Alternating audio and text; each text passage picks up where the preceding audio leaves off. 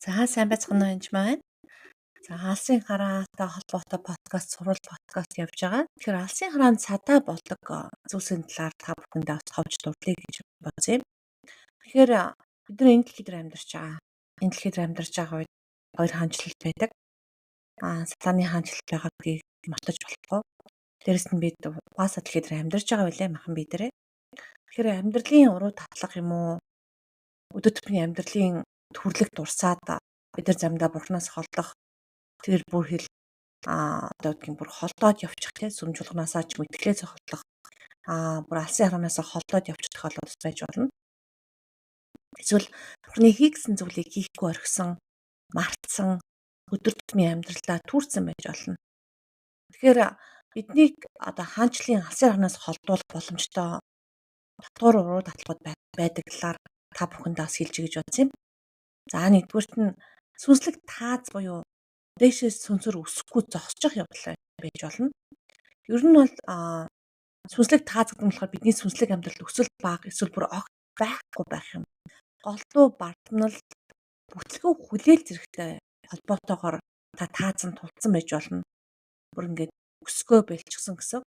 Энэ тохиолдолд нэгдүгüүрт нь миний зөвхөнд юу байна вэ гэдэг янз бүрийн бардамнал байл хөөж явуулаад өдөр болгон бас үнэхээр бүхний хаанчлыг хайх тэгээд таглагаа шинчилж унших судлах явдал маш чухал.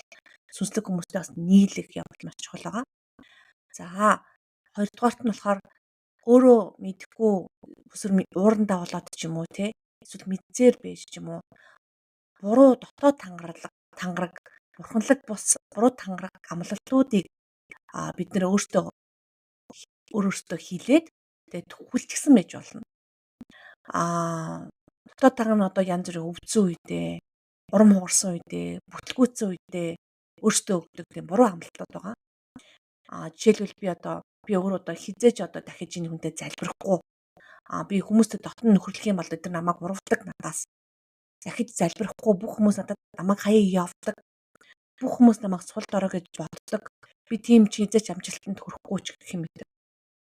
Байдлаар өөрийгөө эзний одоо нүдээр харах бүх амлалтууд нь бид нар бурхны дээр амлаж байгаа тэр амлалтууд нь бурхны дээр алсын хараанд бид нар ганцаараа өөрөө хүрдэггүй бурхантай хамт хүрдэг байгаа. Магадгүй тэр нь хэцүү санагдсан үед унах үедээ ч юм уу эсвэл унсан үедээ ингэж буруу ам тангараг өгөх юм бол бас аюултай байдаг. Ингээд би хизээш ингэж эзний өмнө амьдралаа хасгахгүй та хаана байгаа юм уу намайг хайцсан байж гэх юм уу гэх мэтчлэн бурхантай сэтгэлээ уудалж ярилцах явдал бол өөр хэрэг байгаа шүү. Энэ бүр тангарглаад нилээ энэнд бүр бидний үнэт зүуд хүрэгдэггүй бүр нөлөөлдөг бодол санаанд нөлөөлдөг бүр сүнслэг хүлээсэн тухай ярьж байгаа гэдгийг мартаж болохгүй шүү. Бидний одоо бидний сонголтод нөлөөлнө, эрсдэл хүлээх төвшөнд нөлөөлнө, бурхны талаар буруу ойлголттой болгоно. Ер нь бол хуурах гэм зорилготой байгаа. Тэгээд төлгөөнөөс холдуулах эсвэл хазаалах зорилготой байна. Дараа нь болохоор төвлөрөхгүй байх явдал. 4 Коринтын 14-ийн 7-оос 8-ыг уншъя. Амьгүй атлаа дуу аваа гаргаж лэмж босоо идэгч ялгадахаар хүн гарахгүй бол лимбэр эсвэл ятгаар юу тоглосон яаж мэдэх вэ? Тэр бүрээ тодорхой бус дуу аваа гаргавал хэн тулдаанд бэлдэх вүлээ? Тэгэхээр та маш олон алсын хараа ч юм уу зорилгоуд тавьсан байж болно. Өөрөө мэдхгүй. Олон хүсэл тэмүүлтэй байж болох ч гэсэн та тэр хүнээс тэр зорилгыг тавьсан бол аяндаа цаг хугацаа өнгөрөхөд замбархан алга болдог байгаа. Жинхэнэ алсын хараа бурхнаас өгсөн алсаар алга болдгоо. Тэгээд тэрийг гол бус хоёрыг ялгах хэрэгтэй байгаа. Жишээлбэл та зам дээр гол зам, туслах зам гэж байдаг шүү дээ ойлголт. Та туслах замыг гол зам гэж бодсон байж магадгүй. Тэгэхээр тэрийг сайн анзаарах хэрэгтэй. За жишээлбэл энгийн жишээлээ л та. Жишээл та магадгүй сургууль сурахын тулд англи хэл сурах шаардлагатай болсон байж болно. Тэгвэл та одоо англи хэлээ сураад л л да тэрийн зорилго болгочихсон. Тэгээд хизээч сургуульдаа цаашаа хандахгүй аплай хийхгүй. Тэгээд тэрийг одоо хэлээ яг өөрийнхөө мэд хэрэглэхгүй бай. Ирээдүйнхээ зорилготой. Тэгэх юм бол яг хэл нь багаж зэвсэг болохоос биш хэрэгсэл болохоос биш яг алс хэдийн зорилго бол биш байгаа. Тэгэхээр том алсын хараа руугаа хөдөлж байгаа дунд хугацааны зорилгын жинхэнэ алсын хараа гэж бодох ч юм уу тэрийг тэрэндээ түүртэй тэрэн дээр цамаг цагаан алдсан байж болохгүй. болохгүй. Тийм учраас та тэрийг анзаараарай. Тэгэд алсын арга аль болох тодорхой зорилготой тавьдаг. Жишээлбэл би эрүүл мэндэн дээрээ, нийгмийнхаа талбарт, гэр бүлийнхаа талбарт, үйлчлэлийн талбарт гэх үр хөвгтдөр гэх мэтлэн тус тус нь алсын аргыг тодорхой тавьдаг бөгөөд тэрнтэн тохирсон ишлэлийг бичиж яг өмнөхийнхаа төлөө би юм зүв зүйлийг хийж чадж гинөө, миний төлөвөө, миний хийж байгаа үйлдэл яг энэнийхээ төлөө байж чадж гинөө гэдгээ анзаардаг байгаа. Тэгээд дараачийн нэг бас асуудал бол санхүү мөнгөний баялагын хурамд мэхлэлт байгаа. Матай 6-гийн 19-с 21-ийг харъя. Газар дээр өөрсдөө идэх бүх хураа тэнд хэвэн хорхоо ба зэв идэж сүтгдэг, хулгайч эвдэж ороод хулгайлдаг гэж. Харин өөрсдөө эд баялагийг тэнгэрт хураа. Учир нь тэнд хэвэн хорхоо ба зэв идэж сүтгдэггүй, хулгайч эвдэж ордоггүй, хулгайлдаггүй. Эд баялаг чинь хаана байна? Зөрчин сэтгэл чинь тэнд байх болно. Тэгэхээр санхүүгийн төлөвлөлт хөрөнгө оруулалтын угаасаа бол мэдээж буруу зүйл биш.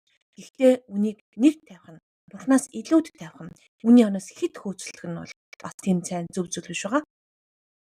Тэгээ одоо манай нийгэмд баялаг олж авах ч юм уу ирээдүгөө баталгаажуулахын тулд та энэ зүйлүүдийг хийх ёстой гэх мэтчлэн туйширсан хэтэрхий эрүүл бус сэтгэлгээ болцсон байгаа. Үнийг Бурханаас дээгүүр тавьсан тэр дистраных нь хувьд алдаатай байгаа. Тэгээ дээрээс нь санхугаасаа болж хит санаа зовх ч юм уу тэг үнээсээ болж бурхан дуулахгүй байхад садаа болдог ч юм уу тийм бас байж болно. Тэгэхээр санхүүгийн үүрэг хариуцлага бидний хувьд чухал ч гэсэн бурхан дуулууртаа даахад садаа болж ивэл би тэргүүлэх чиглэлээ ирж харах ёстой гэсэн. Тэгэхээр үнэхээр алсын хараа байрандаа хүрэх явдал маш чухал ч гэсэн түүнд хүрэх хүртэл явж байгаа үйл явц нь ч бас чухал гэдгийг ойлгох хэрэгтэй. Тиймээс өдөр тутмын амьдралдаа эзнийг эрен хайж ханамжтай баяр ёслолтой амьдрах явдал бол чухал байгаа. Тэгээд дуулал номын 27-гийн 8 дээр миний царайг эрен хайцгаа гэхэд зүрх минь танд эзэн царайг тань би ирж хаяа гэдэг. Тэгэхээр дараачийн подкастаар бас үргэлжлүүлэн алсын аргаа дуусгах талаар ярьцгаая. Тэгээд арай багтсангүй тэгээд үнэхээр эзний царайг бас эрен хайгаараа. Тэгээд алсын хараа үнэхээр чухал ч гэсэн таны өдөр тутмын нөгөө төхөж байгаа үйл явц нь ч гэсэн маш чухал гэдгийг бүү мартаараа гэж хэлмээр байна. Тэгээд ерөө санхүүтэй холбоотой талаар энийг хийсэн подкастуудыг бас сонсч болно. Тэгэхээр энд бол бас бурханлаг бус сэтгэл хөдлөмжийн талаар ч гэсэн хийсэн подкаст сургалтууд бас байгаа. Хэдийгээр энэ подкастн дээр маш бага хэмжээр оруулдаг боловч дэлгэрэнгүй хичээлүүд бас заадаг байгаа шүү. Тэднийг бас сонирхож болно гэж хэлмээр байна. За баярлалаа.